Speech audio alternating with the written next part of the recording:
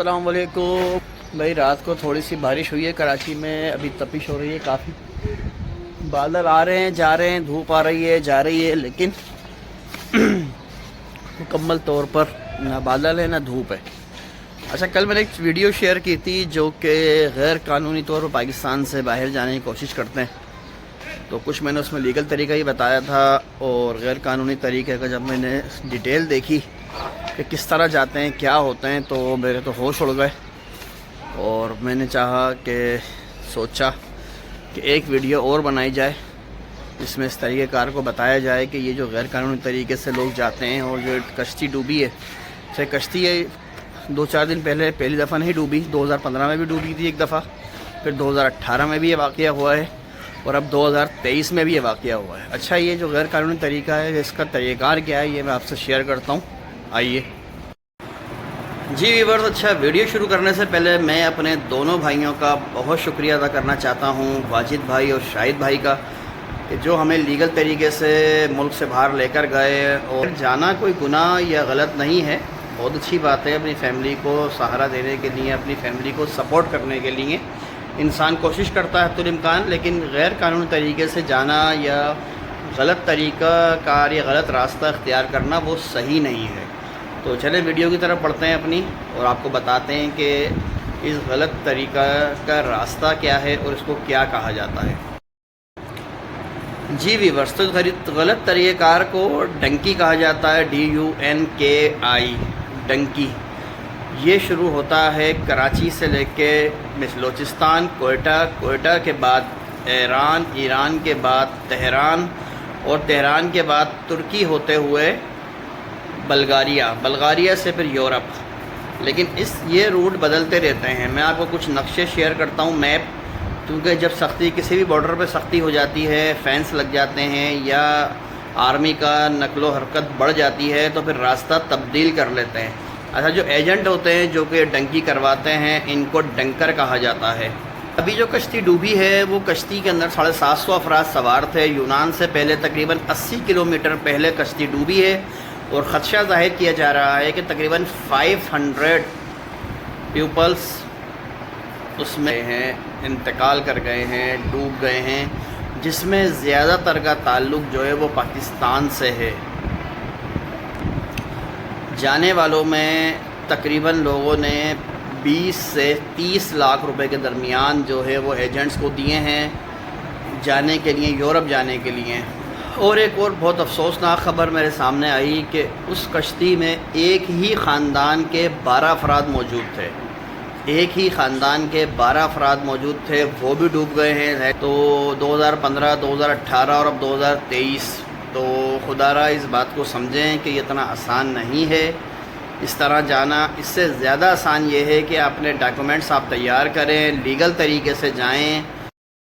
2015 میں جو واقعہ ہوا تھا، تو لیبیا سے اٹلی جا رہی تھی کشتی، اس میں 1100 افراد تھے، اور وہ سارے کے سارے ڈوب گئے تھے۔ کراچی سے جاتے ہوئے کوئٹہ تک تو جانا بہت آسان ہے، وہ ایسی بسیں کو لے جاتے ہیں آرام سے، لیکن اس کے بعد جو اصل سفر شروع ہوتا ہے وہ بڑا مسئلہ ہے نا۔ وہاں کے بعد ضلع چاغی سے جو سفر شروع ہوتا ہے وہ بڑا خطرناک ہے۔ وہ ضلع چاغی کے اندر زیادہ تر جو مسئلہ ہے، وہ سارا کام اکنومی جو ہے وہ ساری انسانی اسمگلنگ ہی کا کام ہے، سارا کا سارا۔ ضلع چاغی میں ریکارڈنگ کی کانیں موجود ہیں، لیکن بدقسمتی سے وہاں والوں کے لیے جابز اویلیبل نہیں ہیں، اس لیے وہ لوگ اس طرح کے دھندے میں پڑے ہوئے ہیں۔ چاغی کے بعد نوکھنڈی پہنچتے ہیں۔ نوکھنڈی کے اندر یہ سمجھ لیں کہ اکثر جو مسافر ہوتے ہیں وہ لٹ جاتے ہیں، وہاں پر ایجنٹ کے ساتھ ساتھ وہاں کے جو لوگ ہیں وہ بھی مسافروں کو لوٹ لیتے ہیں۔ اچھا، نوکھنڈی کے بعد یہ لوگ پہنچتے ہیں ایران بارڈر۔ ایران بارڈر پر جو وہاں کے ایجنٹ ہوتے ہیں، وہ وہاں رشوت دے کے پولیس والوں کو یا آرمی کو وہاں سے بارڈر کراس کر کے ایران پہنچ جاتے ہیں۔ پھر یہاں تک پاکستانی ایجنٹس کا کام ختم ہو جاتا ہے، پھر وہاں سے اگلا کام وہ ایرانی ایجنٹس کا شروع ہو جاتا ہے۔ ایرانی ایجنٹ پھر ایران سے ان کو تہران لے جاتے ہیں، تہران سے موقع پہنچتے ہیں، اور موقع تک پہنچتے اگر یہاں افراد ہیں یا 1000 افراد ہیں، تو یہ سمجھ لیں کہ پھر 50% لوگ رہ جاتے ہیں، کیونکہ دشوار گزار راستہ ہے، تقریباً 6-7 دن کا جیپ کا راستہ ہے، 4-4 5-5 دن پیدل چلتے ہیں، یہاں تک کہ 2-2 دن 3-3 دن کھانے کو بھی نہیں ہوتا، صرف پانی پر گزارا کرنا پڑتا ہے۔ موقع پہنچنے سے پہلے کچھ لوگ ایرانی جو ہے اپنا امیگریشن کے ہاتھوں لگ جاتے ہیں، پولیس پکڑ لیتی ہے یا پھر پاکستانی حکام کے حوالے کر دیے جاتے ہیں، کچھ مارے جاتے ہیں اور کچھ ڈیپورٹ کر دیے جاتے ہیں۔ یعنی ترک بارڈر موقع تک پہنچتے جو ہے 50% افراد رہ جاتے ہیں جو اپنے آپ کو بہت خوش نصیب سمجھتے ہیں، لیکن ابھی سفر ختم نہیں ہوا۔ سفر اور دشوار گزار راستے ابھی مزید آگے ان کا انتظار کر رہے ہوتے ہیں۔ کرنا پڑتا ہے، اور ترک بارڈر کراس کرنا ایسا ہے کہ جیسے آپ اندھے کنویں میں چھلانگ لگا دیں۔ اس کے علاوہ دوسری پریشانی تب شروع ہوتی ہے کہ جب مسافروں کو اغوا بھی کر لیا جاتا ہے۔ افغانستان، ایران اور پاکستان کے کئی علاقوں کے اندر مسافروں کو اغوا برائے تاوان کے لیے اغوا کر کے ان کے گھر والوں سے لاکھوں روپے لوٹے جاتے ہیں اور سخت اذیت میں ان کو رکھا جاتا ہے۔ کوئی بہت خوش قسمت اگر ترکی کا بارڈر کراس کر لے تو وہ استنبول پہنچتا ہے، اور استنبول سے پھر کشتیوں کے ذریعے دوبارہ، اور وہ کشتیاں ہوتی ہیں ربڑ کی کشتیاں ہوتی ہیں، جس طرح سے آپ نے کرری وغیرہ میں دیکھی ہوں گی، وہ کوئی اتنی اچھی کشتیاں نہیں ہوتی ہیں، اتنی سیفٹی نہیں ہوتی اس کے اندر۔ پھر وہاں سے ان کو پہنچایا جاتا ہے یونان، اور اکثر حادثات جو ہیں وہ یونان کے ساحل پر ہی ہوتے ہیں۔ جتنے بھی حادثات ہوئے ہیں زیادہ تر لیبیا یا یونان کے ساحل پر ہوتے ہیں، کیونکہ وہ چھوٹی کشتیاں ہوتی ہیں جو کہ شکار وغیرہ کے کام میں آتی ہیں۔ 10-12 افراد کی مشکل اس میں جگہ ہوتی ہے، تو یہ لوگ اس میں تقریباً ڈبل تبل افراد کو بٹھاتے ہیں، تو وہ کشتیاں ڈوب جاتی ہیں، کیونکہ ان کو ڈوبنے سے کوئی سروکار نہیں ہوتا۔ وہ اپنے پیسے ایڈوانس لے لیتے ہیں، اور جو لے کر جاتے ہیں ان کو تیرنا آتا ہے، جو مسافر ہوتے ہیں وہ بیچارے ڈوب کر مر جاتے ہیں۔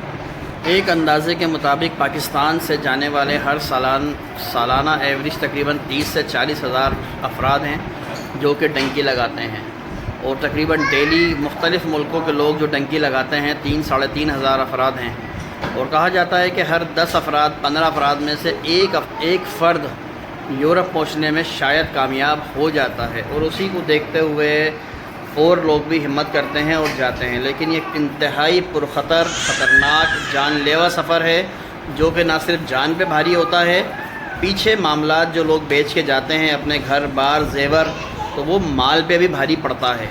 تو اس طرح باہر جانے سے پلیز احتیاط کریں، کیونکہ جان داؤ پہ لگا کے مستقبل سنوارنا کہیں کی بھی عقل مندی نہیں ہے۔ اور الحمدللہ ہم مسلمان ہیں، ہمیں اس بات کا پورا یقین ہونا چاہیے کہ اللہ تعالیٰ نے ہمیں پیدا کرنے سے پہلے ہمارا رزق ہمارے لیے لکھ دیا تھا۔ اب وہ رزق چاہے 2 پہاڑوں کے بیچ میں ہو، وہ ہمیں مل کے رہے گا انشاءاللہ، اور اگر ہمارے نصیب میں وہ روزی نہیں ہے، وہ رزق نہیں ہے، تو 2 ہونٹوں کے برابر بھی اگر وہ ہوگا تو ہمیں نہیں مل پائے گا۔ تو اس ایمان کے ساتھ زندہ رہیں، کوشش ضرور کریں، محنت ضرور کریں، لیکن صحیح اور لیگل طریقہ اپنائیں۔ اوکے جی، اپنا خیال رکھیے گا۔ امید ہے آپ کو ویڈیو پسند آئی ہوگی، اور ویڈیو کو لائک کر دیں، شیئر کر دیں۔ چینل پر اگر آپ نئے ہیں تو پلیز چینل کو سبسکرائب کر دیں۔ اوکے جی، اللہ حافظ۔